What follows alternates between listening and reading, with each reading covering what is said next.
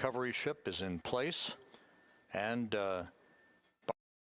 barring some unforeseen development, we'll be deploying Navy helicopters and Navy divers and recovery personnel to extract the 4 astronauts from the spacecraft within an hour after splashdown, hoist them into 2 hovering Navy helicopters and fly them back to the deck of the ship, where they'll undergo extensive medical exams before they're flown back to shore and ultimately back to the Johnson Space Center here in Houston.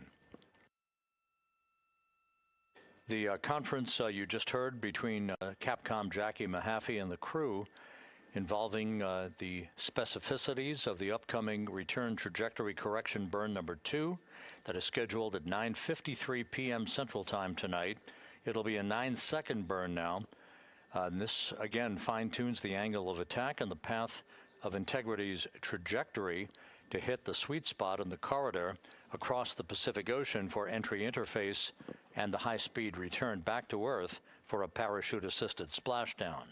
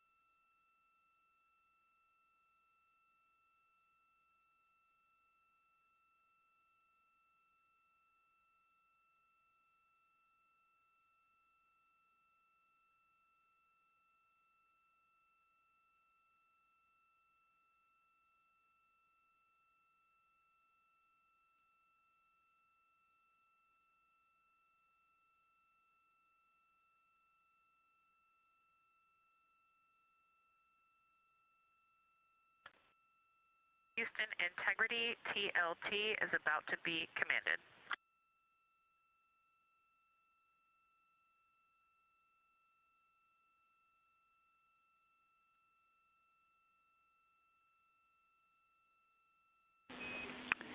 Houston copies. We're ready.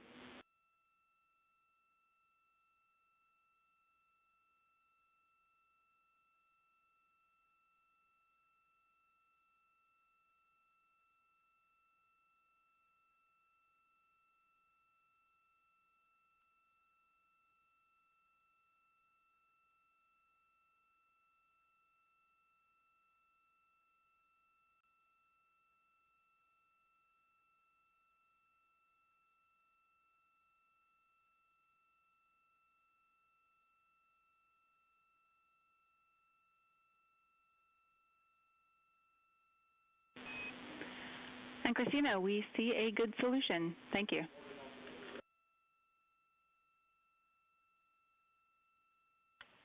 Integrity copies.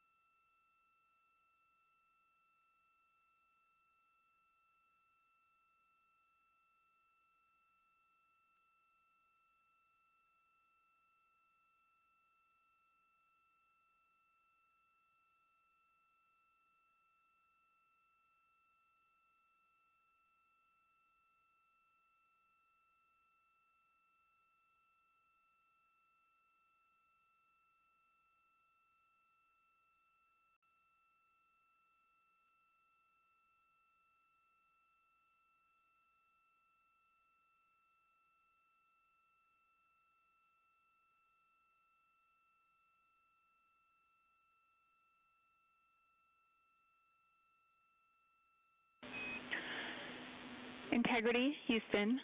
Please check the connection for PCD3 when able.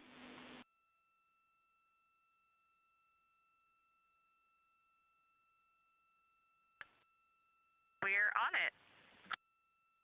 And we will be calling shortly for the sync on the cabin that you requested. Sounds great. We're just trying to pull a few more images off that PCD, so we'll watch for it to connect.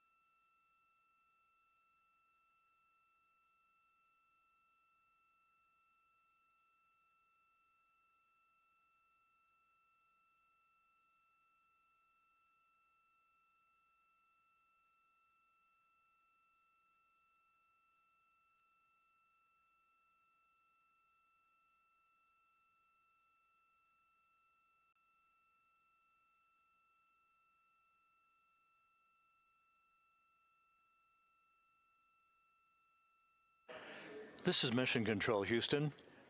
7 days, 23 hours, 53 minutes into the flight of Integrity on the Artemis 2 mission, the lunar flyby of the moon that made history this week. The mission far from over, however. You are on board Integrity. On the left, Commander Reed Wiseman. In the middle, Victor Glover. Just behind Glover, almost out of the field of view, Christina Cook, and Canadian Space Agency astronaut Jeremy Hansen on the right. The crew has been busy packing up their crew cabin today. They've been reviewing entry procedures for tomorrow's return to Earth. They'll move into a midday meal here just a short time from now.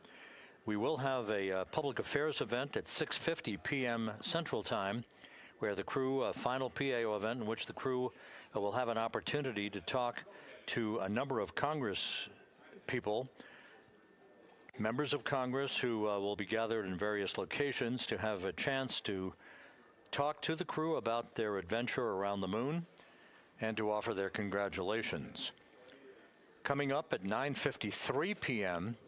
is the return trajectory correction burn, RTC-2 burn. That'll be a 9-second firing of the reaction control system thrusters to further fine-tune Integrity's path toward an entry corridor, a cone, if you will, across the Pacific Ocean, in which they will enter tomorrow evening to begin the high-speed return to Earth and a parachute-assisted splashdown to the Pacific. At 7:07 p.m. Central Time, 5:07 p.m.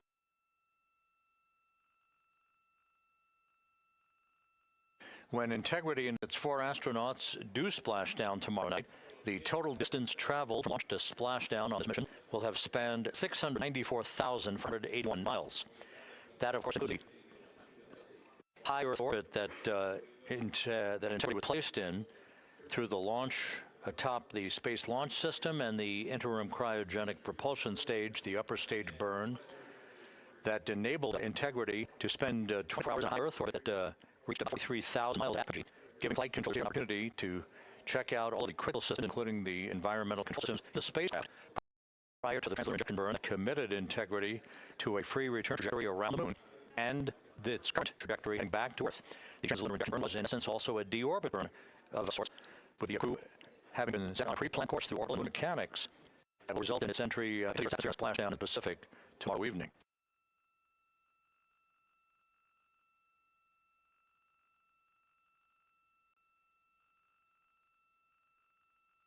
All of Integrity's systems are in great shape. A little while ago, they participated in a entry conference with Flight Director Rick Kensling, just basically to review procedures and to answer questions that crew might have of the control team. But we're working no issues here. Everything looking very good. Setting up for the return trajectory correction burn that will occur 4 hours and 21 minutes from now. One other countdown clock that's ticking here in the mission control room is the halfway mark on back to the moon. It is almost incongruous to imagine this, but here we are on the eve of homecoming for the Integrity astronauts, and we're an hour and 33 minutes away from reaching the halfway point en route back from the moon. It's just the way orbital mechanics works, that sets the course and the velocity and the entrapment of Integrity into the grip of Earth gravity that dictates all of that. But again, we're about a little over an hour and a half away from reaching the halfway point back from the moon for the splashdown in the Pacific tomorrow night.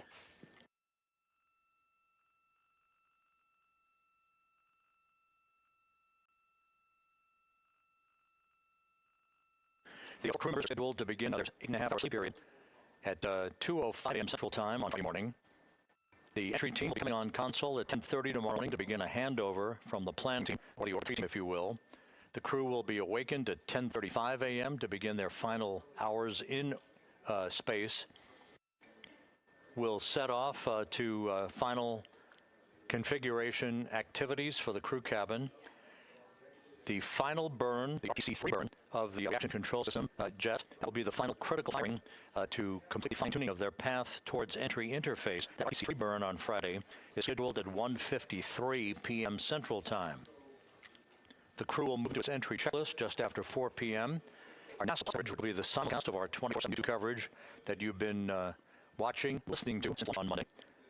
Our NASA coverage will begin at 5:30 p.m. Central Time, 6:30 p.m. Eastern Time.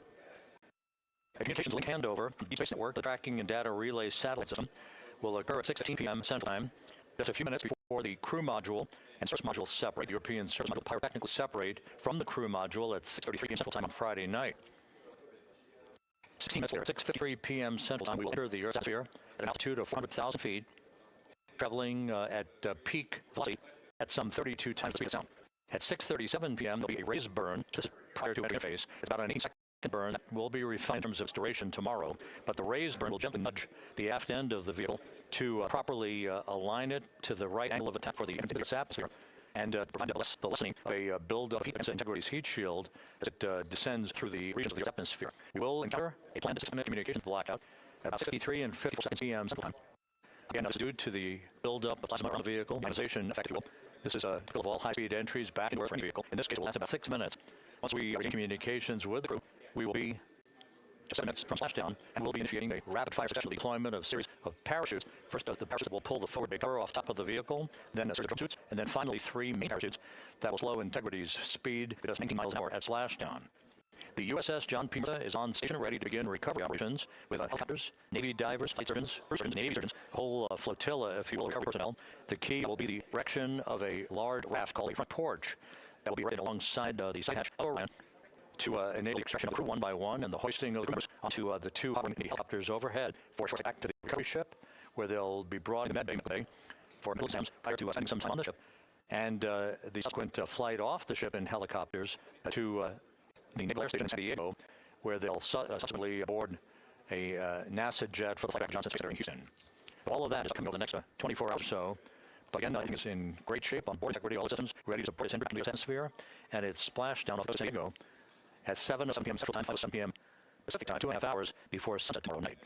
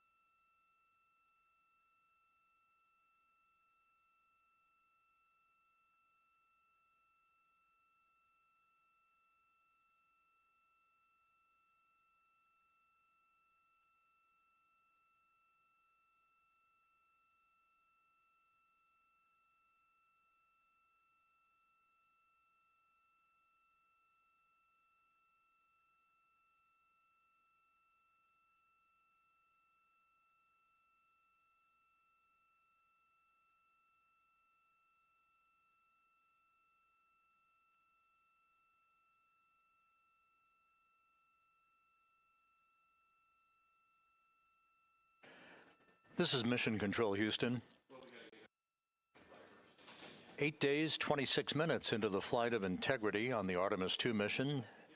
You've been enjoying the views inside the crew cabin. Christina Cook on your left, Victor Glover with his back to the camera, Jeremy Hansen on your right. Reed Wiseman is there as well. They've been working to pack up the crew cabin in advance of tomorrow's parachute-assisted splashdown of the Pacific off the coast of San Diego. Splashdown time scheduled at 7:07 p.m. Central Time Friday night, 5:07 p.m. Pacific Time. Houston Integrity, did you want to talk stowage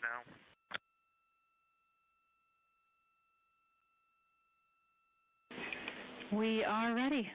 And big picture, we're just looking for what IVA called a vibe check, how the day is going and how you feel going forward.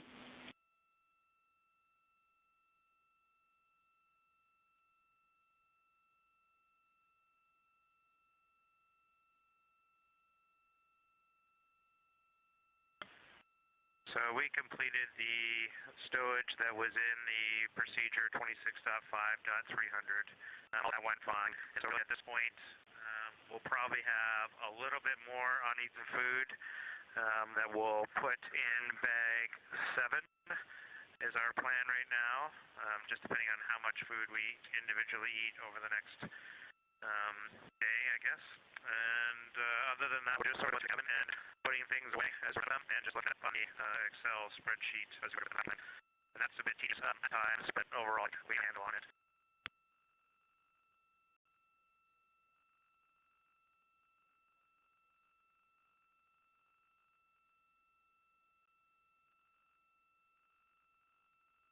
Adrian, thanks for the status.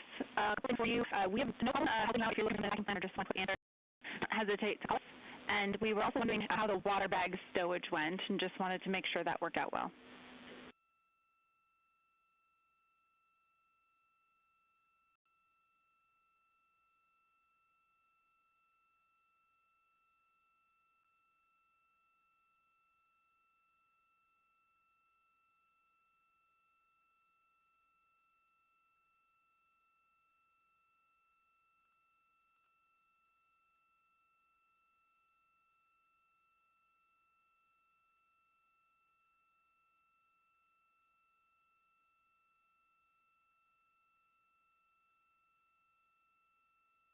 Okay, we just went around the group. Nobody had done that. I guess all of us were sort of thinking it was timeline somehow. So we'll go back to the daily summary and have a look at that. We can fit that in somewhere, but we haven't done it yet.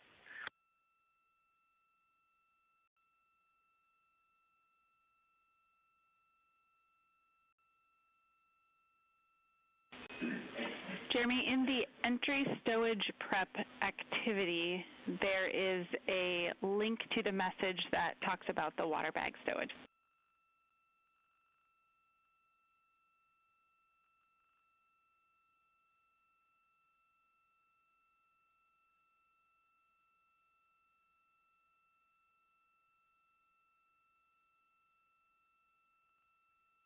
Conversation between Capcom Jackie Mahaffey here in the flight control room and Jeremy Hansen.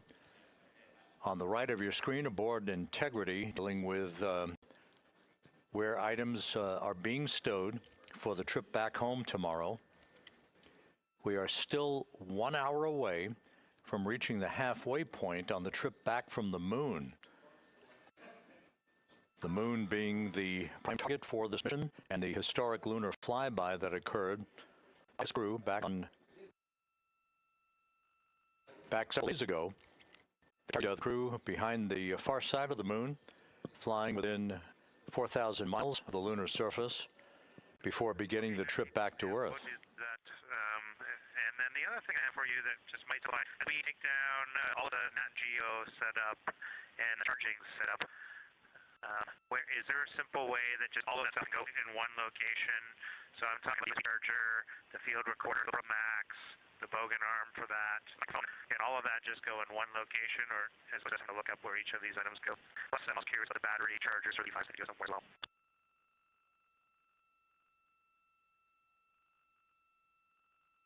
Yeah, Jeremy, actually, you had activity on your timeline just after the mid-linear block. Stand by.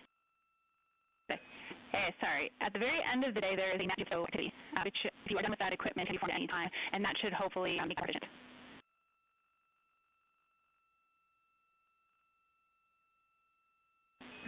And we are checking on the battery chargers for D5 okay, question. That's helpful. And then what about, if you'd like to leave, I'm kind of expecting we might want to leave the USB charger up tonight. Maybe not, but if we do, where can we put that quick in the morning, including all of its charging cables?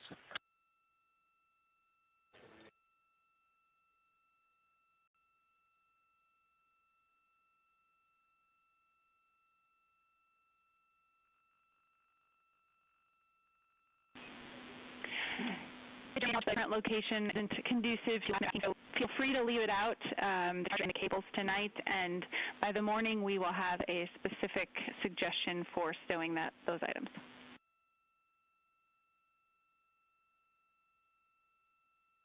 Okay, and then the PCD power cable that we are using in PUP 2, same thing for that.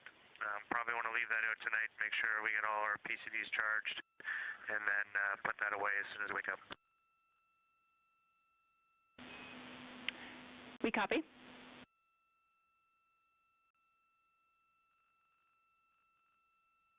Again, ongoing discussions between Jeremy Hansen and Capcom Jackie Mahaffey in control as the crew packs up from a lunar camping trip. This is very much akin to what you do after a camping trip or a holiday vacation. There's no holiday involved here. It was simply an historic flyby of the moon that occurred several days ago.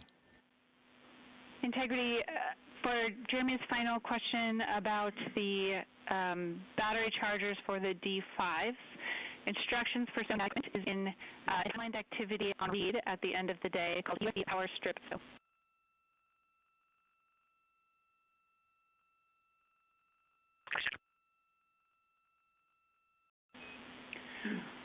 And one separate item for Christina, we have linked some additional files to all PCDs that she can find for her reference.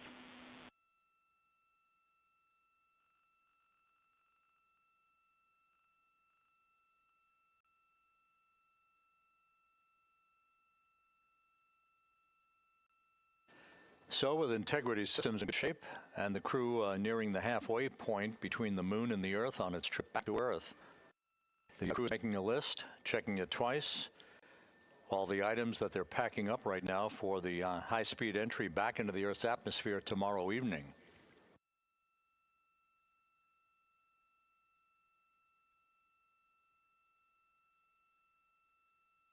Meanwhile, we're about 40 minutes away from a public affairs event where members of Congress will have an opportunity to talk to the crew, ask them a few questions.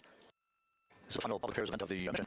Again, with a launch at 5:35 p.m. Central Time, 6:35 p.m. Eastern Time, back on April 1st, with Integrity launching atop the Space Launch System, moving into a high Earth orbit that reached an apogee of 43,000 miles for the first 24 hours to enable flight controllers to check out all of its systems before the following day's translunar injection burn the route to the moon and its flyby around the moon on a free return trajectory that is now carrying them back to Earth for their touchdown to the Pacific tomorrow evening.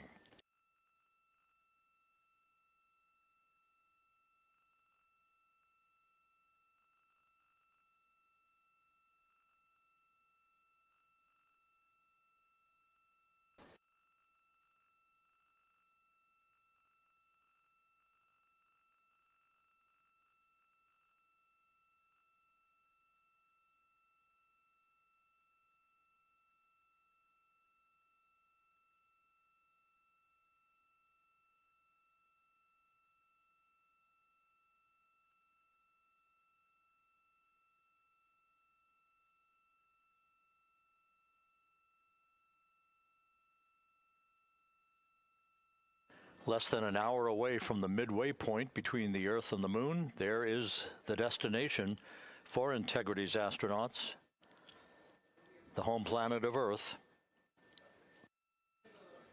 The velocity of Integrity will begin to speed up pretty dramatically in the morning. In the final hours of this mission, the crew will be awakened on Friday morning at 10:35 a.m. Central Time, 11:35 a.m. Eastern Time.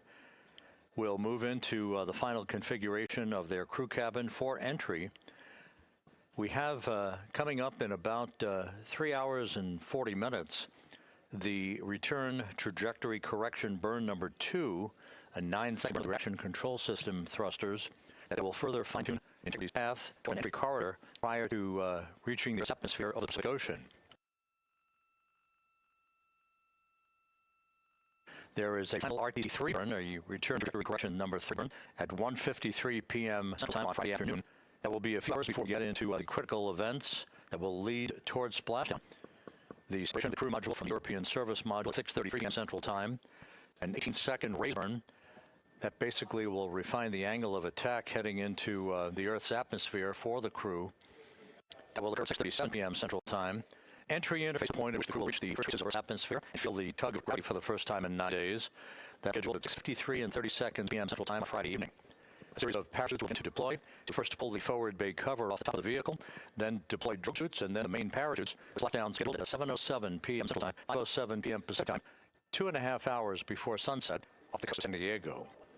The weather forecast for splashdown is ideal, with winds less than 10 knots and wave heights very gentle, almost ideal conditions for the return of these 4 crew members.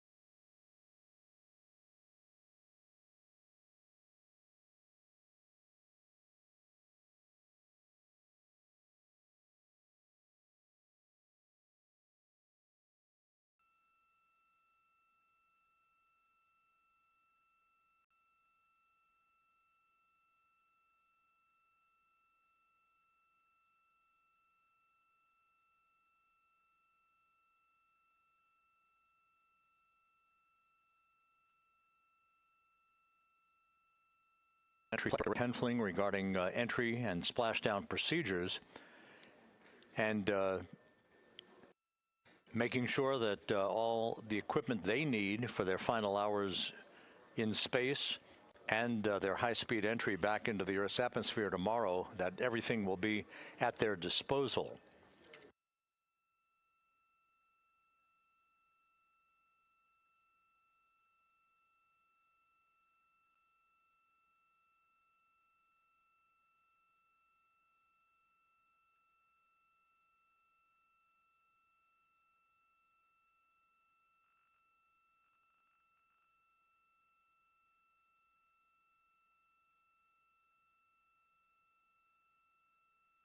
Once again, we're about 30 minutes out from our final public affairs event of this mission, a conversation between members of Congress and the crew aboard Integrity as we approach the halfway mark of their trip home back to Earth from the moon.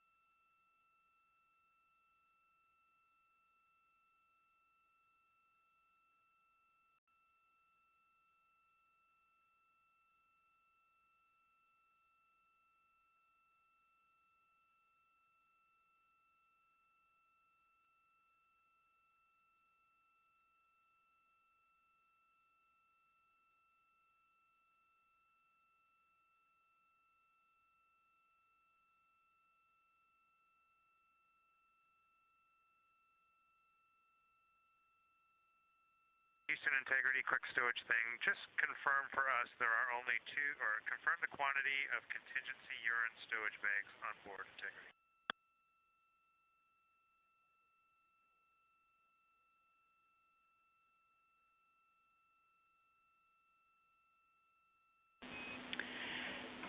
Jeremy, there are 3 total. You used 1 for potable water on the first day. We think you've used 1 for urine, and we think you have 1 empty.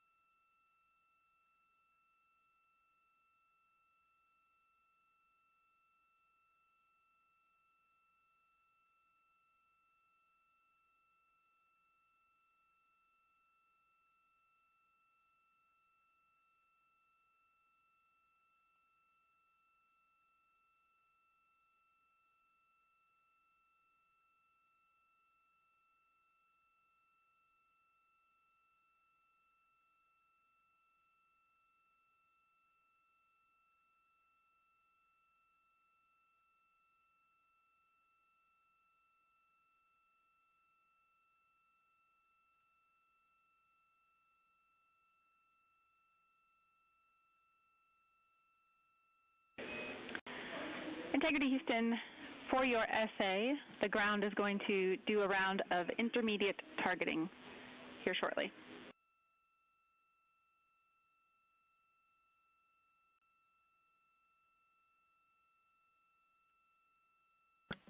Okay, thank you for that, Jackie.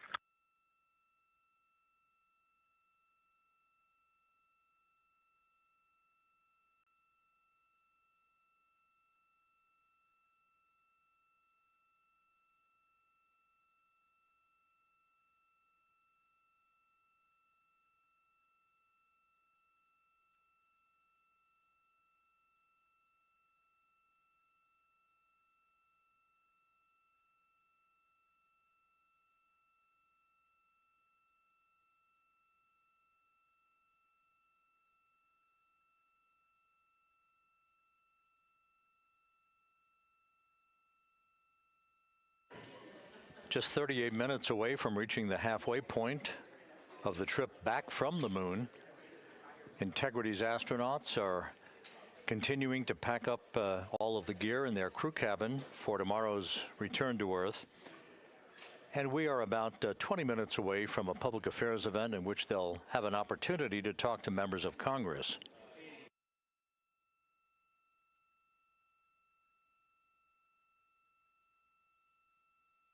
All of Integrity's systems are operating in great shape. No issues being worked by the flight control team here in Mission Control. The day is beginning to wind down. However, there is one more critical burn on tap for this evening. That's scheduled 3 hours and 25 minutes from now at 9:53 p.m. Central Time. That is the second in the series of 3 return trajectory correction burns, the RTC-2 burn, as it is called. This will be about a 9-second firing of the thrusters to fine-tune Integrity's path and angle of attack, tweaking its orientation towards an entry corridor that will take it toward its splashdown point off the coast of San Diego on Friday night.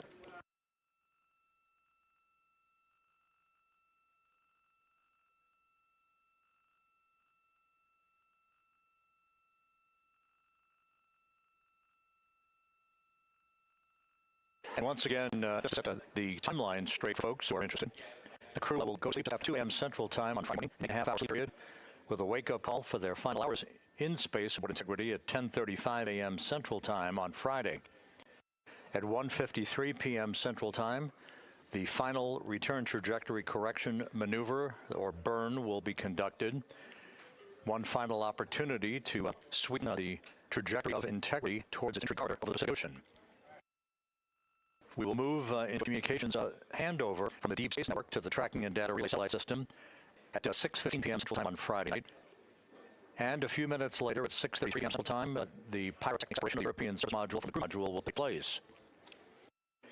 Within 4 minutes after that, there'll be a so-called reburn. This is an 18-second burn of Integrity's thrusters to tilt the angle of attack slightly upward. The aft end of the will be tilted upward, and that will complete the trajectory refinement for Integrity's path through the Earth's atmosphere. All of that designed to provide the best orientation of the vehicle in the minimization of heating on the heat shield of the vehicle.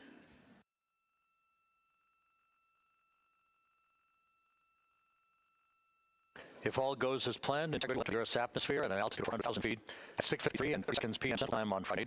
Just seconds later, we'll enter a planned 6-minute communications blackout because of the buildup of plasma around the vehicle that will block communications and data transfer from Integrity to the flight control team here in Houston. Once we emerge from that communications blackout and reestablish comm with the crew, then we're just minutes away from a series of parachute deployments. 11 parachutes all, first to yank the forward big cover off the top of the vehicle, then to deploy parachutes, and then finally the main parachutes that will slow Integrity's rate of descent to a gentle 19 miles an hour at splashdown.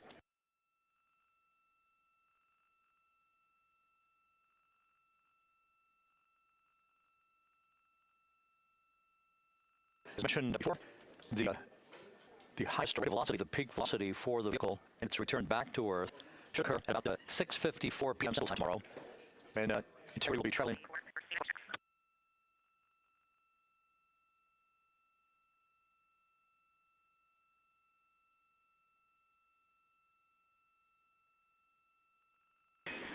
We are taking them and we can tank out. Wireless mic, 10, 9, 8, 7, 6, 5, 4, 3, 2, 1, blast off.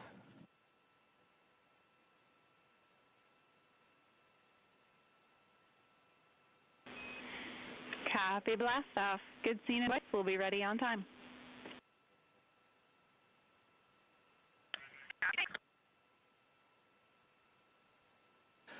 That scene and voice check for the routine procedures to set up for our public affairs event coming up in about 16 minutes, where members of Congress will have an opportunity to talk to the crew aboard Integrity. Once again, the peak velocity that Integrity will reach, according to flight dynamics, during its entry back to Earth is about 23,839 miles an hour, or Mach 32. From that point, just 13 and a half minutes later, the vehicle will have slowed from that velocity down to just 19 miles an hour at touchdown. Splashdown scheduled for 7 p.m. Central, 5:07 p.m. Pacific Time on Friday night. The USS recovery ship is on station, ready to deploy Navy divers and other recovery personnel, Navy helicopters, fast boats that will ride a life raft, basically a huge raft called a front porch, alongside the capsule hatch splashdown, and after airbags are inflated, the capsule to maintain orientation for Integrity. After a period of time, the hatch will be open. Navy divers, including a Navy surgeon, will move inside the vehicle to make a preliminary health check of the crew before they are extracted one by one onto the front porch and then be hoisted onto a pair of hovering helicopters for a short flight back to the deck of the USS John Murphy and to be brought into medical bay aboard the ship for more comprehensive medical exams. In all, at the time of touchdown or splashdown, as the case may be in this flight, the total distance traveled from launch to splashdown will ascend 694,481 miles. That includes the high Earth orbit that Integrity was launched into for the first 24 hours of the mission to provide flight controllers an opportunity to check out all of its systems. Everything in good shape on board Integrity. The stowage of the cabin in preparation for the cruise flight tomorrow has continued in flawless fashion. No issues being worked here in the flight control room as the Orbit 3 team or the planning ship comes on to begin a handover. Integrity for that stowage for the water that we've just been working on. It says near, so either you want it bottom underneath the other CTBs. The Orbit team flight controllers are on duty for the second half of the cruise workday. They'll hand over to the Orbit 3 team, which is the planning shift. On bottom under the other side, and if you're looking kind of naturally at blockers, it's on the left of the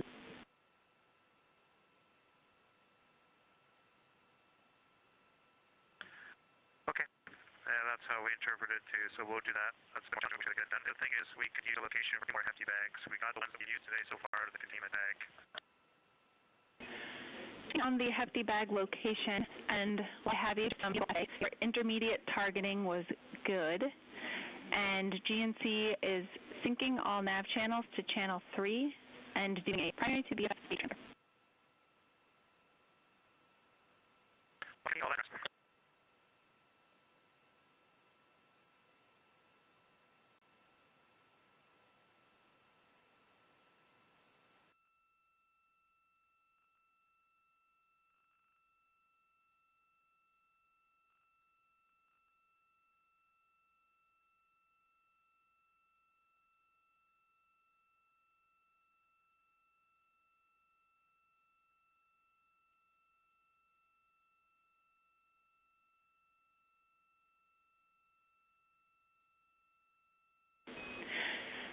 Integrity Houston for Jeremy and the hefty bags.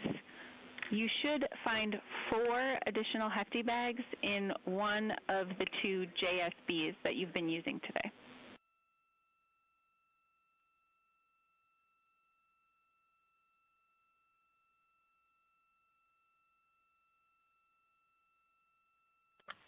Okay, we'll have a look.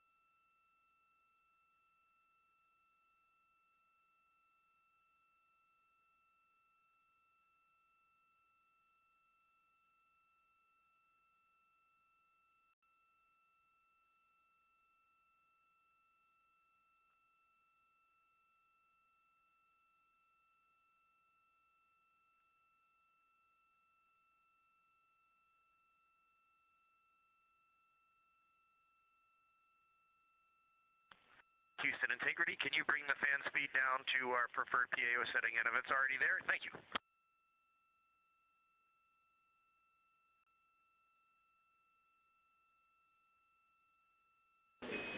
It is there.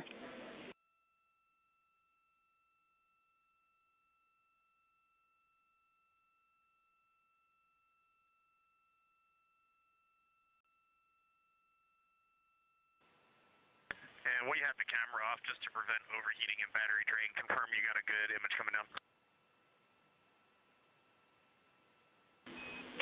We do have an image coming down.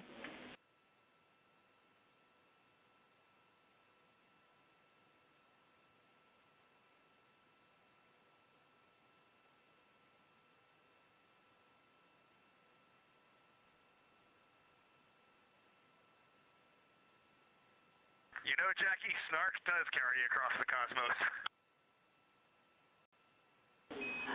That delayed smile made me feel very good.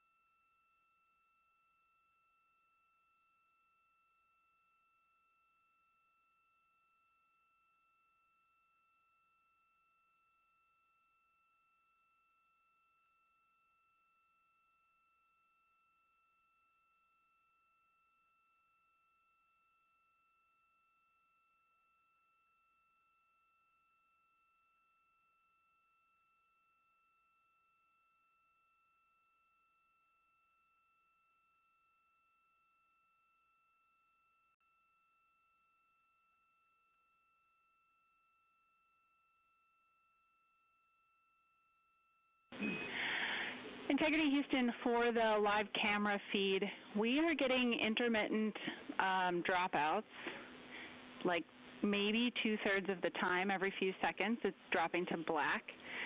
We'd like you to check the encoder settings for HD, and if those all look good, then perhaps we need a camera swap.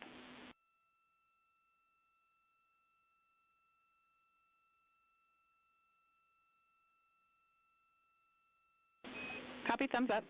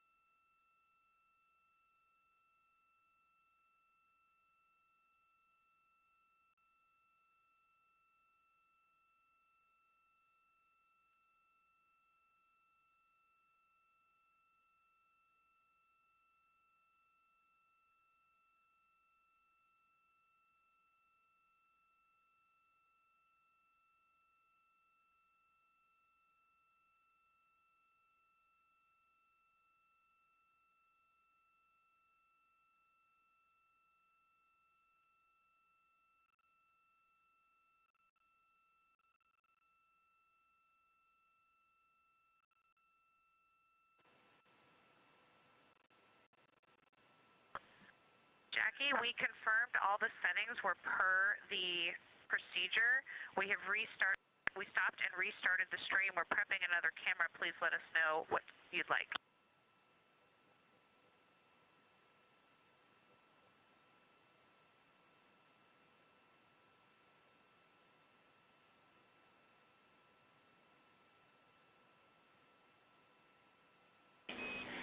It does not seem to have helped the situation. We'd like to try the camera swap.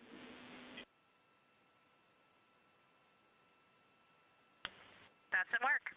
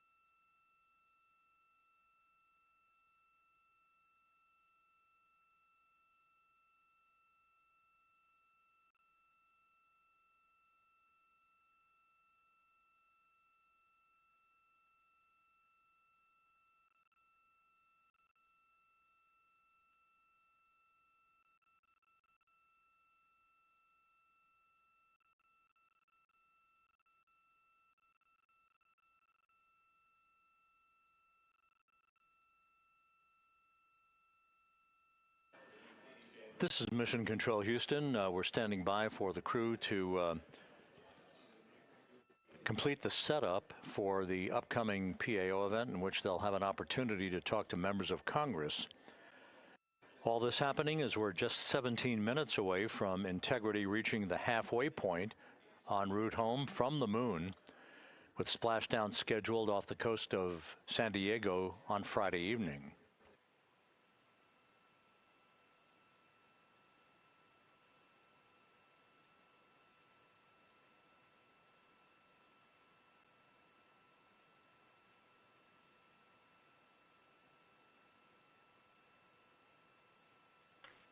Jackie, new camera in place and wired up. How's it look?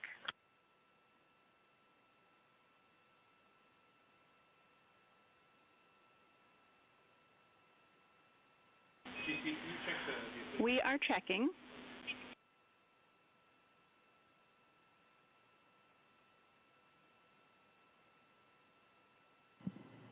Wireless mic audio check. 3, 2, 1.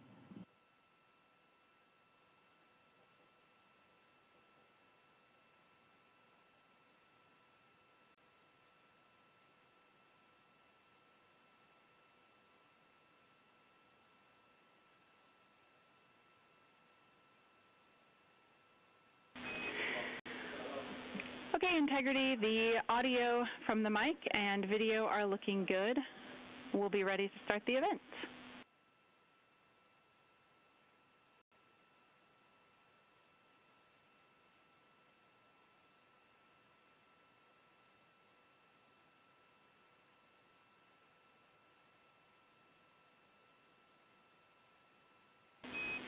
Integrity, this is Houston.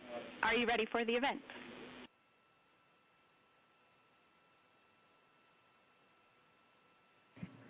Houston, this is Integrity. We are. Administrator Isaacman, this is Mission Control Houston. Please call Integrity for a voice check. Check.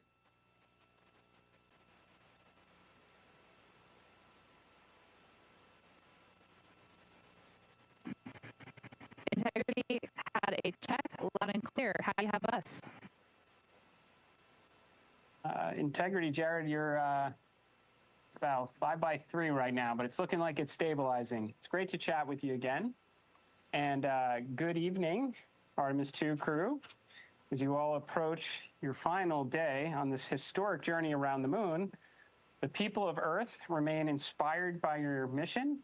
They are energized by space exploration, and most importantly, they're eager to have you all home very soon.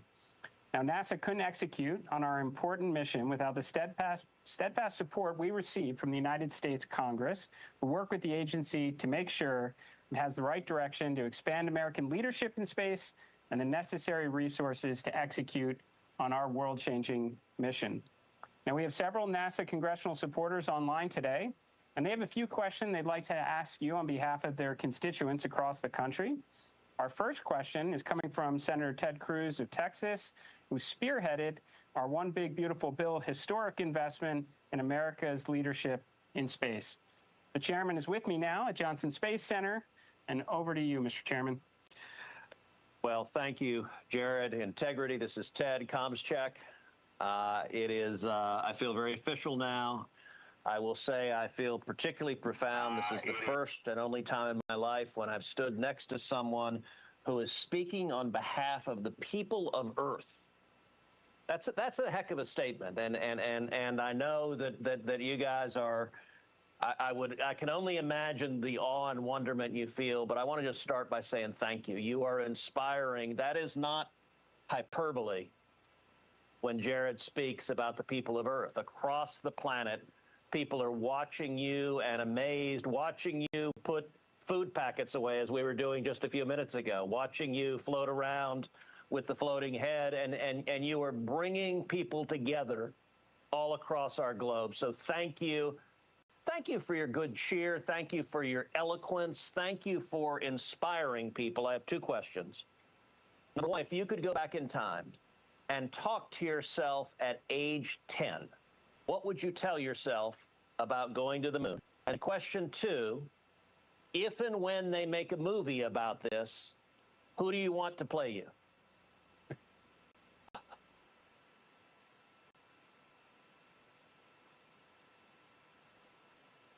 Well, sir, it's an honor to be with all of you, and please say hello to all of our colleagues there at Johnson Space Center. We can't wait to be back.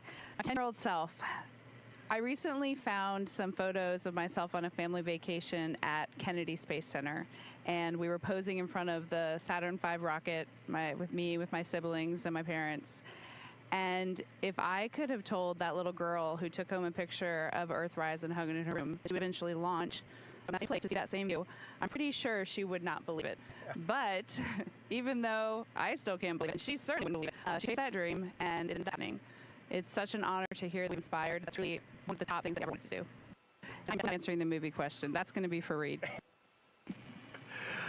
So Chris, thank you for visiting our friends and family there at the Johnson Space Center. That's fantastic. We thought a little bit about the movie, and I think that's way out of our pay grade. So we don't know who's going to play us. That's up to whoever decides. But what we do know for certain is this guy is going to be played by Buzz Lightyear, 100%, no doubt. Thanks so much, Senator Cruz. Our next question comes from Senator Maria Campbell-Walkman. My congratulations, NASA and Artemis team. I spoke to Ian McLean earlier today, and she said 8 balls are all incredibly proud of you. This mission is a major investment in science and a testament to human achievement.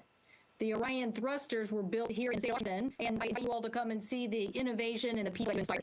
My question is, as Americans who've traveled the farthest and seen direct observations that are proving so invaluable, once we go back and land humans on the moon, what are we going to learn from the human eye that the moon rovers couldn't tell us?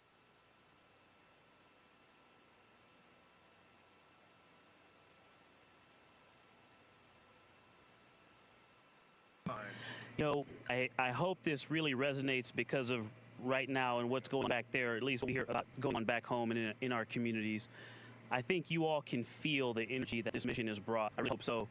And one of the things that I was asked to talk about when I come back by one of my good friends, Tony Antonelli, he said, I want to know how it feels. There's going to be tons of pictures, but I want to know how it feels. And I think a rover can let it a lot slower, but the human's going to be able to do it much faster, but then also come back and tell you how it feels. But physiologically, in a technical and medical sense, but also in an emotional sense, so that we can continue to have that connection, not just the scientific and exploration, but the human connection. Our next question comes from Senator Jim Rand of Kansas. Good evening to all. On Monday, Administrator and I visited the Cosmosphere in Kansas. Commander told me it was the best space museum in the world. I did that many times. I'd like to send an invitation to each of you to come visit us and be my guest. I also want you to tell me how you can see the Artemis II mission, as well as the Cosmosphere, inspiring the next generation for the well-being of the world.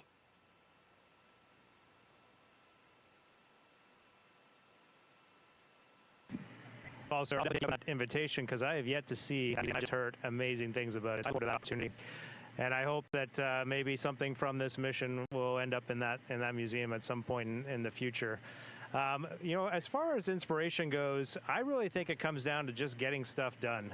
And you can have an inspiration program, you can invest a lot of money in that, or you can have a program that just goes out and gets things done, like the Artemis program is doing. And then you can spend your inspiration program dollars on just disseminating that to the masses. And that's what I see happening here right now. I think we're knocking it out of the park. Thank you, sir. Our next question comes. Our next question is for Reed. It comes from Senator Chris Van Hollen of Maryland. Reed, to all of you. Reed, I had a special question for you because of your mother.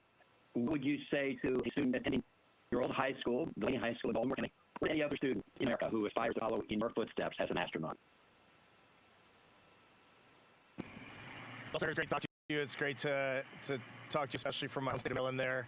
Lots of love. And I mean, this could be a huge answer, but most simply, I think that the students today, they've got to be willing to fail. They've got to be willing to take some risk in straight A's. That might be important to some, but really extend your horizons, going out and doing things. There are difficult things that scare you, things that that's all and good, and that's a huge part of the learning process. And one of my biggest takeaways from life is it's not how you succeed, it's how well you fail. And when you're in a tough spot, you got to get up and get back on the horse and keep going. I think that's so critical for the youth across the nation today. Just keep driving and innovating. Thank you. Good advice. Thank you. Next up, we have question Congressman Brian out of Texas. Hello, Arma 2 crew. Victor, Christian, Christine, and Jeremy. I'm so proud to represent the team at Space Center and support you every single day. The entire country is inspired by your work and your dedication. That's amazing. My question would be, if you could relive one moment of this mission so far, what would it be?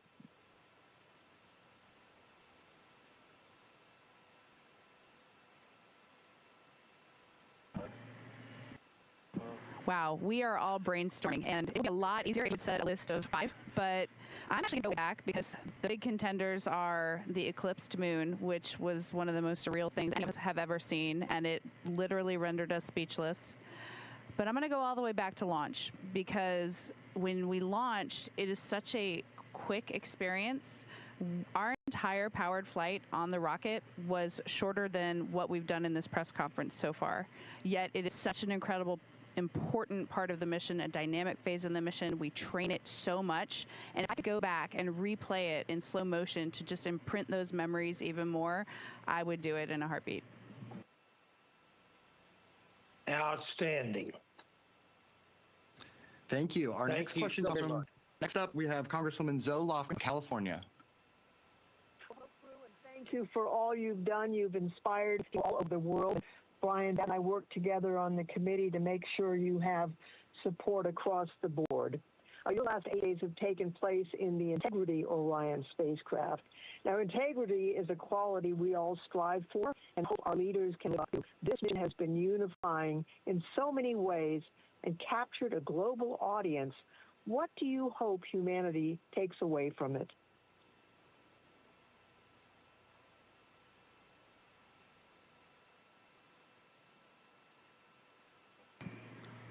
Thank you for that question, and hello to everyone in California.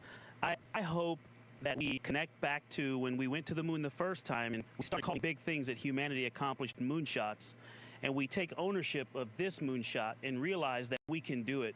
And then we also think about the future and that this is just the beginning, and that there's nothing that we can't accomplish when we pull all of our differences together, not in spite of them, but we pull them and work on something big for the good of everyone.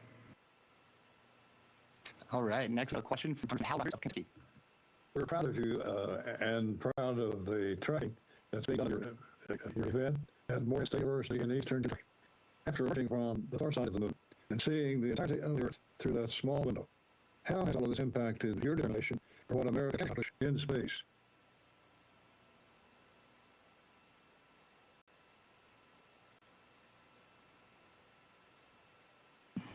It's just, it reminds you, first, just being, right now, we're 6,000 miles away from ourselves, moving tomorrow. Part of this is just scale. It is unbelievable to think that we could build an international team led by the United States of America and set our sights out on a sustained presence on the moon and onto Mars, and then we can go and achieve it. And I know we did this in Apollo, and it was absolutely amazing, but I will tell you, having been there, the 4 of us having been there just now, this is nothing short of a miracle. It is incredible we can do this, that we can play, that we can target around the moon, that we can send forward human spaceship 250,000 miles from home and bring them back. There is nothing this nation cannot do when it has a vision. It just has the capability to go out and get anything done we want to get done. All right, next up we have Congresswoman Grace Mang of New York. Hello to our crew. This is Grace from Queens, New York. Thank you to the administrator and thank you to our trailblazing crew. My question is, thank you for taking time to speak with us. Our entire country has followed your journey with pride, and we're incredibly grateful for your service. You've spent years at simulators at Johnson Space Center that recreated every vibration, system failure, cockpit light with high accuracy, and most of you have even been to the International Space Station.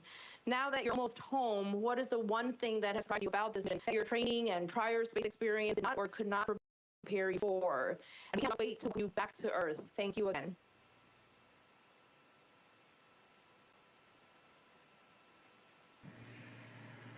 Well, it's going to be a 2-for-1 deal because I definitely have to call out what Christina was talking about. Seeing the far side of the moon, but eclipse the sun was.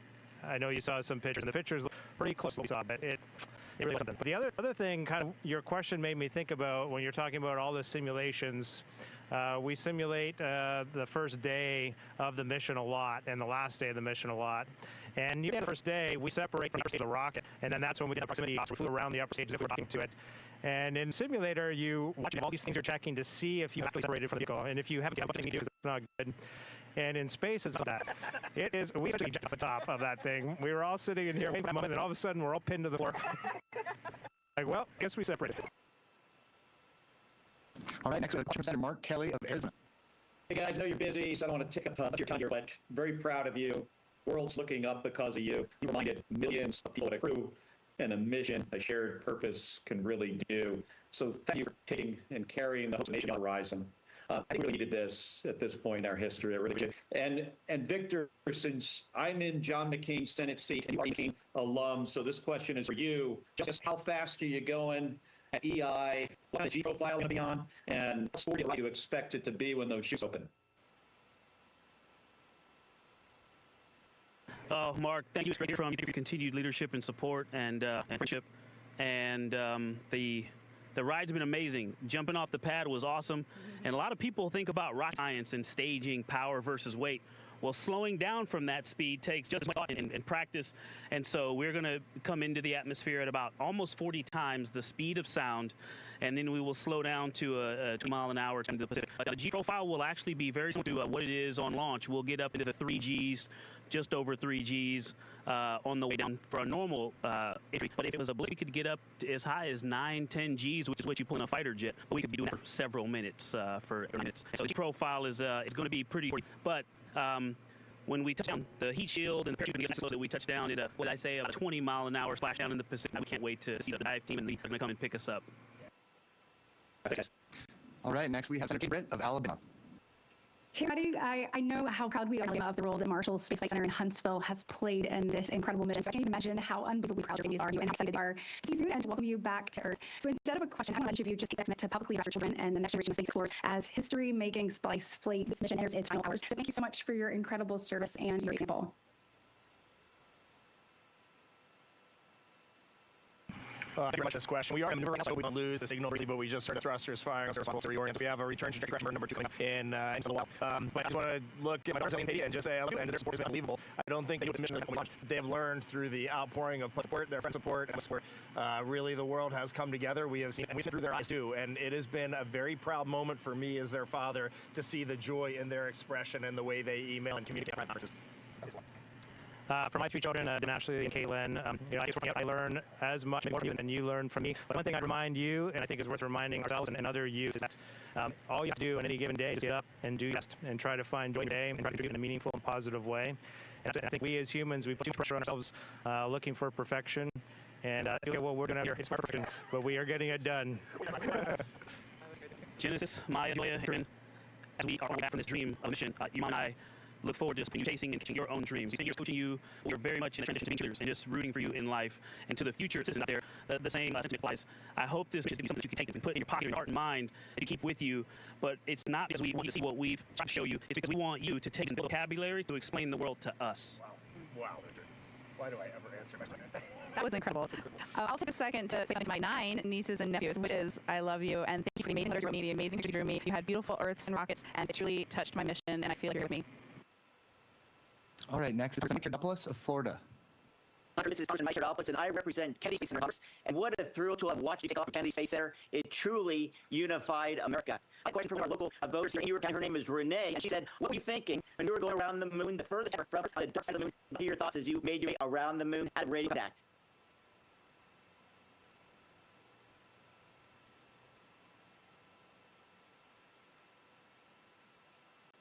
So during the time of the nearest approach to the moon, we were doing some science. I took a brief moment to say a short prayer of gratitude for being sent on the mission and trusted with, being scientifically relevant information. And I also just felt like I was hoping that people looked up and were watching to see when we came back into communication, and that maybe there was a chance that folks would feel a sense of togetherness. You know, we have a moment of silence whenever something solemn and that requires reverence or someone that loves away. Maybe we could call it a moment of togetherness. We were in real silence. I was really hoping that we could just have a sense. You heard the word together a lot from our crew, and really while we were waiting to get back in contact, that people just feel that sense of togetherness, that we were all a crew on secure. All right, our second to last question is from Congresswoman Valerie Foushee, North Carolina, for Christina. Good evening, Artemis crew. Indeed, you are inspirational, and you make us all proud Americans. I'm proud to represent North Carolina School of Science and Mathematics in Durham, North Carolina, where Dr. Cook attended high school. Dr. Cook became the first woman, and Captain Glover, the first person of color to travel this far into space. What message do all of you have for the next generation of explorers who may be seeing themselves in this mission for the first time?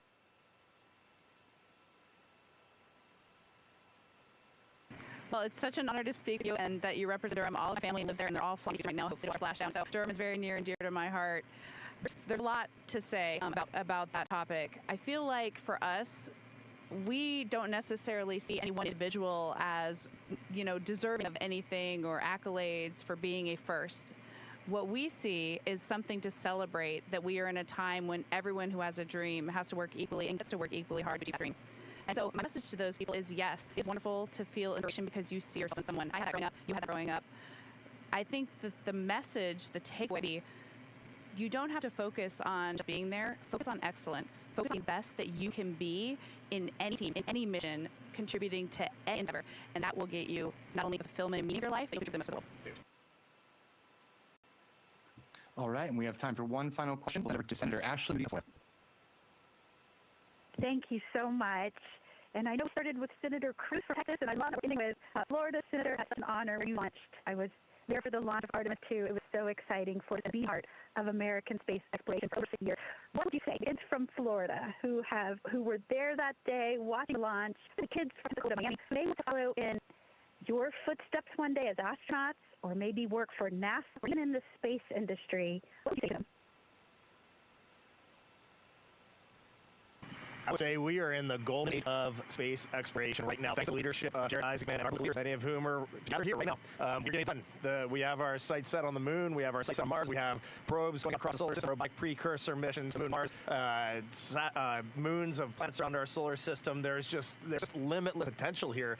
But I also want to just not single out people who are interested in spaceflight. I would say, hey, you find a passion in what it's. There's no right answer for every human. It's in your soul. So Jeremy likes to say everyone has a gift, and we need to share our gifts to be. And so if you want to be a vet, be a veterinarian. If you want to help people, be a nurse or a school teacher, a public servant, a police officer. There are so many things out there, and when you find that fire in your soul and you know what you're meant to do, just lean all in and go for it. If some of you end up going walking on Mars, the four of us, myself, Christina, and Jeremy, we will be in front row cheering on loud and clear.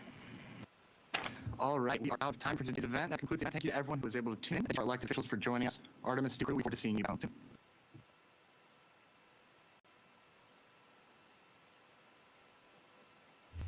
Integrity, this concludes the event. Thank you. Thank you to all participants. Integrity, we are now resuming operational audio communications. And Integrity, just over 10 minutes ago, as you were having an event, you passed the halfway home mark.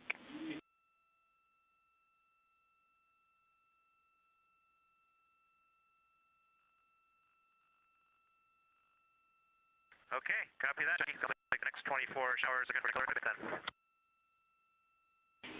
Absolutely. This is Mission Control Houston. To get we too into private conference, and we'll be ready to start the flight director conference just a couple minutes early.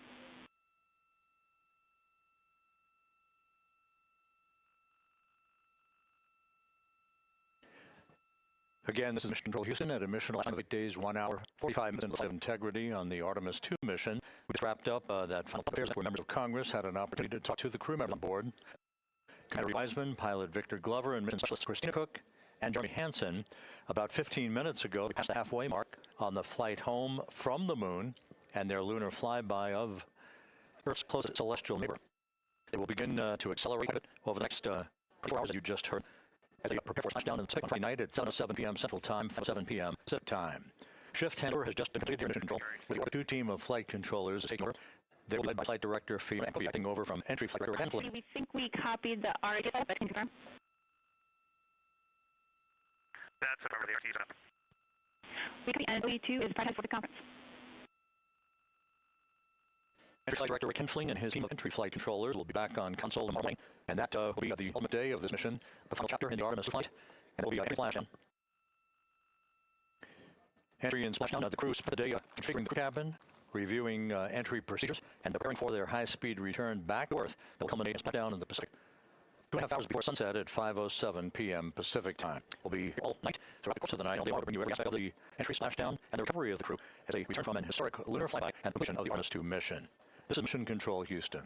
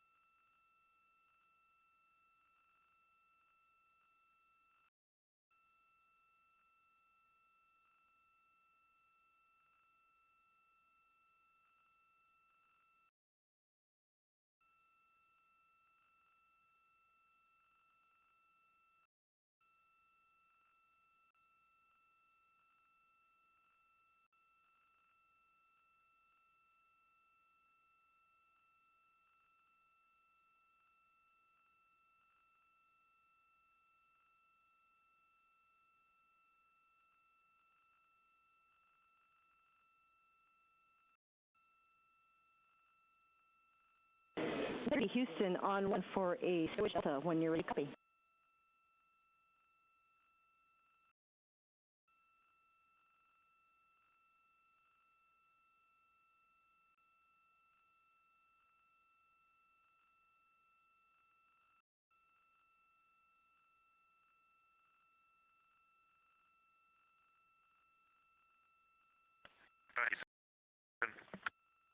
Hey, good afternoon, Jeremy. I wanted to give you a switch delta that you can do tonight. So in terms of making room for the USB power switch tomorrow, we'd like you to move some items from the Foxtrot large CTB. The two items are the Foxtrot 1 large CTB. Those two items are going to be the portable feeders and then a zip line with 4 AJ batteries. And you'll be moving from Foxtrot 1 large to Locker Echo bag 10. How copy?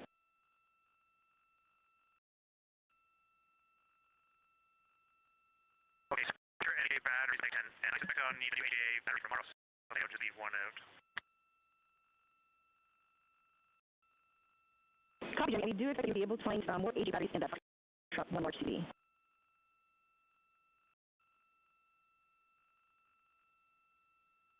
Okay, I misunderstood you. I thought I was taking all the AJ batteries box 1 and putting it back in. Negative, Jeremy. It should be just 4 AJ batteries, and that's your moving to back 10. I moved the one with 4 and I will leave it 2. I got them in my hand. Perfect. We copy.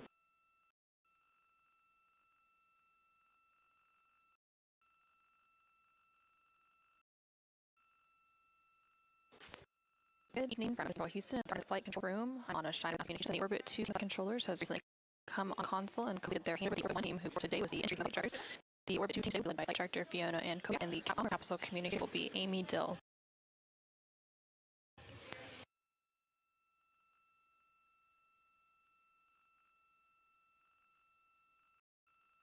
You recently heard. And Integrity Houston, 2 minutes before think LOS. Okay, I got 2 minutes. You have time for that, and this is not important. I will sort of the alternate nets, we're going. I guess I wait for you to the alternate nets when you just don't need them up here.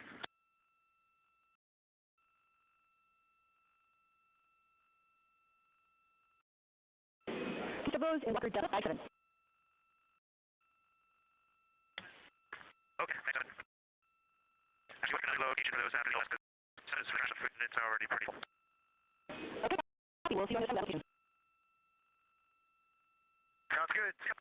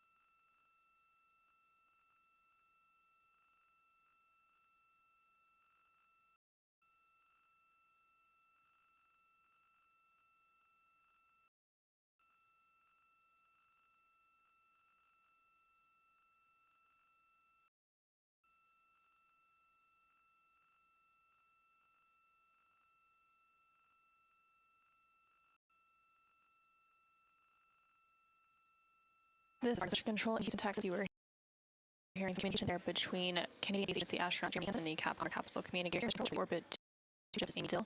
They were discussing some stowage activities. The crew is currently working through some cabin configuration preparation to prepare for re-entry and splashdown, which is scheduled to take place tomorrow around 7:07 p.m. Central Time, 8:07 p.m. Eastern Time, Friday, April 10th, off the coast of San Diego, California. The crew is still working stow equipment that they had out for the duration of the mission, also removing cargo locker and netting. Additionally, they're installing and adjusting the crew seats and ensuring the lines are secured for the return. You also heard that we were entering a forward link, LS, a forward link signal, which means that the crew can communicate down to Artemis Control, but the team's here in control will be unable to communicate back during that lost signal. And there on your screen, you can see my view of the Orion spacecraft. These views come to you from one of these solar array wing cameras. The Orion spacecraft has 4 solar wings that are attached to a service module that continue to provide these views throughout the duration of the mission. In about 2 hours and 13 minutes, we do expect to have the second return to trajectory, our DC2 burn. This will be a short burn to further fine-tune the Orion spacecraft's trajectory as it continues on its journey to Earth, then prepare for the re-entry and splashdown tomorrow on Friday, April 10th.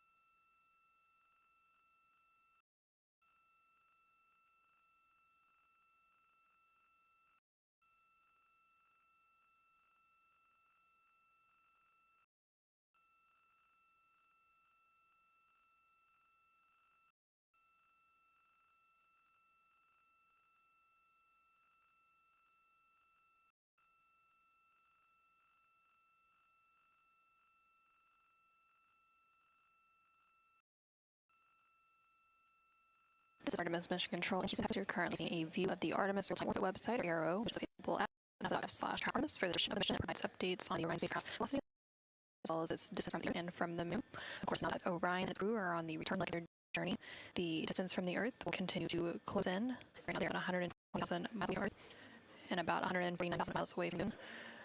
Earlier today, they reached that halfway mark on their journey home, and a little bit later today, and about 2 hours now, the second return trajectory correction burn, or RTC2 burn, will take place to further refine the Orion spacecraft's trajectory as it continues its journey back home to Earth. Most of the crew's activities for today have been, of course, focused on the re-entry and splashdown preparation for tomorrow. The crew began their day with some entries, so preparations, some of that stowage is continuing into the latter half of the crew's day. They are still working to configure the Orion spacecraft cabin for re-entry as well, but the activity is currently ongoing. Earlier today, they also have the opportunity to study the entry preparation materials and how to private conference the entry flight director Mission Control Houston, which is a NASA flight director for entry. During that conference, they had the opportunity to assess those entry preparation materials that they were previously studying, and also one of the weather beacons and their entry pattern that recently updated. Following that, they went ahead and some preliminary talking for the upcoming return trajectory correction burn before we end to the midday meal. And shortly after the meal, they went ahead to their final public affairs town government mission, which was held with members of Congress. And after that, had another private conference with the flight director here in Houston before moving into cabin configuration activity, which they're still working through. During this cabin configuration, the crew was working to stow various equipment that they had out and during the mission, and also bringing some of the cargo in locker 9 and installing and adjusting their crew seat to ensure everything's secured for their return to tomorrow. Shortly after this cabin configuration is complete, the crew will begin preparing for that upcoming trajectory correction burn, the RTC2 burn. That burn is scheduled to take place in about 8 minutes from now, and following that burn, the crew will have a few small activities to close out their day, and they will also continue any additional stowage that wasn't completed prior to that burn. The crew will, of course, close out their day with their daily private conference, the OTC on ground, as well as another final private trajectory conference before heading to pre-sleep. Pre-sleep is the opportunity where they can eat dinner and also complete any activities ahead of receipt.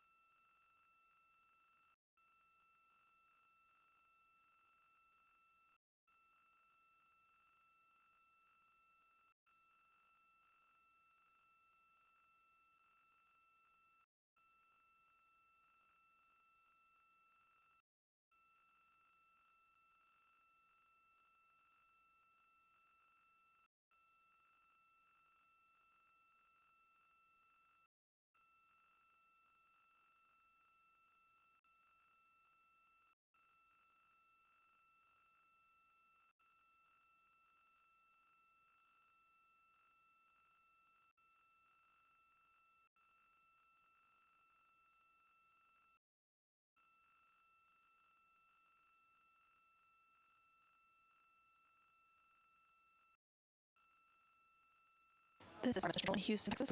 We are currently at a mission last time of 8 days, 2 hours, and 37 minutes of the Artemis 2 mission following a liftoff from Mexico City, Florida on Wednesday, April 1st at 5:35 p.m. Central, 6:35 p.m. Eastern Time.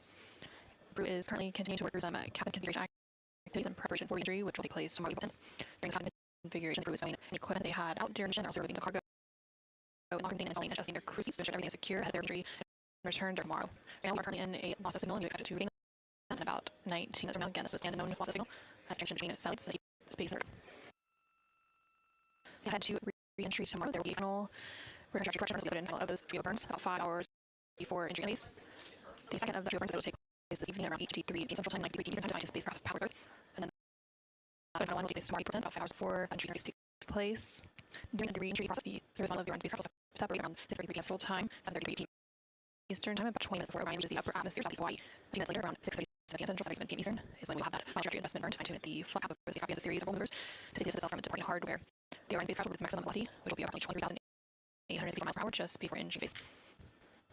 As Orion continues its descent about 400,000 feet, the spacecraft will enter a planetesic communication blackout. That plane takes place around 6:33 p.m. Central tomorrow, 7:33 p.m. Eastern, and this is due to plasma buildup around the capsule during heating of re-entry. During re-entry, crew is expected to experience up to 39 Gs. And then once they return from that period, the Orion spacecraft will just forward and deploy rogue parachutes will reach about 20,000 feet. Milestone expected to take place around 7:03 p.m. Central Time tomorrow, 8:03 p.m. Eastern. It will then unfurl 3 parachutes once it reaches about 6,000 feet. And that will slow the Orion spacecraft down for a splash off of San Diego, California. That splash off is expected to take place around 7 p.m. Central Time, 8:07 p.m. Eastern Time. Within about 2 hours after that splash off, it will be extracted from the Orion spacecraft and then flown to USS John Martha, where recovery teams will then retrieve the crew using helicopters and the astronauts will undergo post-mission medical evaluations or change shores to board an aircraft and head back to Massachusetts here in Houston, Texas. And all of that coming up tomorrow, Friday, April 10th, as the Artemis 2 crew prepares to complete their mission around the moon and back.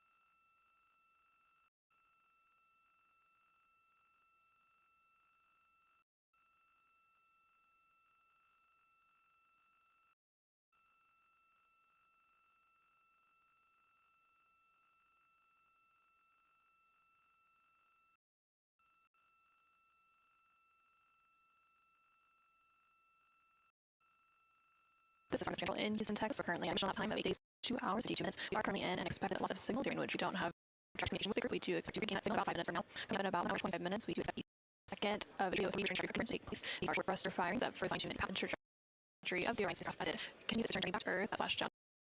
Target for 7:07 p.m. Central Time, 8:07 Eastern Time on Friday, April 10th. The crew on board the Orion spacecraft and are currently waiting. They are continuing to work through some configuration activities that for that we're going to tomorrow. The command for the mission is NASA astronaut.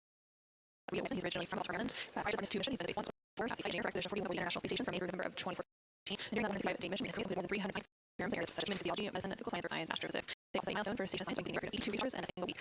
He also served chief of the Central Office from December of 2020 to November of 2022. Joining Rita on the Orion spacecraft is NASA astronaut Trebor, serving as the pilot for the mission. Victor was selected by NASA as an astronaut in 2013. He's originally from California. Time of selection was during as a legislative fellow in the United States Senate. His research trip to space in November 2020 launched the pilot of NASA's SpaceX Crew mission, which was the first official mission of the Commercial Crew program, which involved American from American soil to the International Space Station. Victor is also a U.S. captain and a leader who served as a pilot working out more than 300 hours and more than 40 aircraft. And then joined both Reed and Victor, specialist in NASA astronaut Christina Cook. She is originally from Memphis, Michigan, and was to the NASA astronaut Corps in 2013, which of course is the same class as Victor Glover. Christina previously served as a flight engineer on the International Station from March 19 to February 2020. During that time, Christina set a record for the space flight woman with a total of 328 completed space. She also participated in first of all female spaceflight and before astronaut Christina studied science instruments and science field for the most remote environments on the planet. Not all is being space agency astronaut Jeremy Hansen. Jeremy is actually a first-time flyer between the veteran flyers, and he is really from Ontario, Canada. And was selected by national space agency in 2009. After that selection, he was the Capcom House communicator here at mission in Houston, during which he served as the direct voice communicating with the astronaut in space. He's also been training exercises on the ocean floor for his like 8 base expeditions for 7 days. And in 2017, being the first Canadian to lead a NASA astronaut class. So there are 4 astronauts that make up the Artemis 2 crew. That crew, of course, conclude their mission tomorrow, April 10th, once he's flying off the coast of San Diego, California. Ahead of the mission, the Artemis 2 crew had the opportunity to design their mission patch. And that patch, which you can see there on your screen, designates the mission as E2, which also looks like the word all, which signifies not only the second flight of Artemis campaign, also in never served as 2 4 all in by all. For individual the famous photo, the scene of the Earth and Moon represents the dual nature of the equally compelling. The Moon represents exploration destination, focused on discovery of the unknown, and the Earth represents home, focused on the respective gain of the back planet.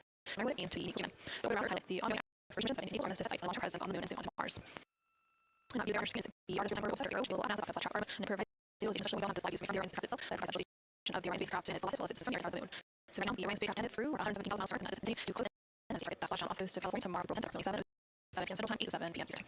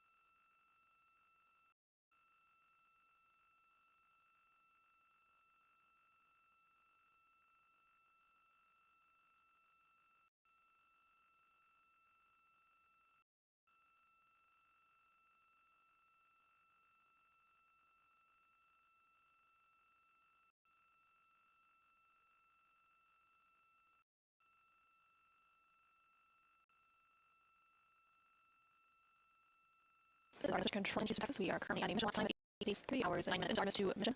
We are currently in a forward-link loss of signal at LS, which means we are unable to communicate up to the right now, but it's true to use that you communicate down to mission control. We're just unable to respond. We expect to regain that forward required that signal in about 30 minutes from now. A few minutes after that signal is required, we do expect the final burn targeting to take place for the upcoming return trajectory correction burn RTC2. That burn is scheduled to take place in 1 hour and 7 minutes from now, and it will be a short burn to finish the trajectory of the Orion spacecraft taking space on Earth. Throughout the mission, the Orion spacecraft has been connected with the Deep Space Network, which has provided the astronaut such as video bio mission data that transfers thousands of miles. And let's take a moment to learn about the communications steering mission. Was 4 astronauts around the program before turning the president of Mars. They then communication engaged with NASA Near Stable and Deep Space Network with antennas around the world and for the remote satellites. They also provide data to and from Earth through all these mission. The networks are seamlessly integrated at NASA's Johnson Center running before networks. These transmitters represent identities. These networks exchange as the mission ships toward the moon. On the and different organs. As space reference is launched to provide reliable communications traffic services to the mission. After its strengthening the jet burn, the space will way antennas steers away to prior communications support during the road. As the mission journeys farther into space, away from Earth. Signal strength needs bandwidth served for communication. Astronauts will have a constant connection, ensuring their safety on further space than before. We seek new constant because as the Orion goes behind the moon, and lost communications occur. The Deep Space Network will be standing by. Recording signal as Orion reappears. The mission also provide opportunity to test new cables. Using links has some pre-outreach for radio to show the communications you have for future Deep Space missions. The data from Orion, audio signals, measurements, and massive. The mission is like images, video, documentary details of mission, health, and group files. All that data is processed through Runner, where systems compress version. In future, we'll upgrade systems on Earth. It should be improved for each mission. We are evaluating communication infrastructure, what careless infrastructure as we explore the moon, and journey forward to Mars.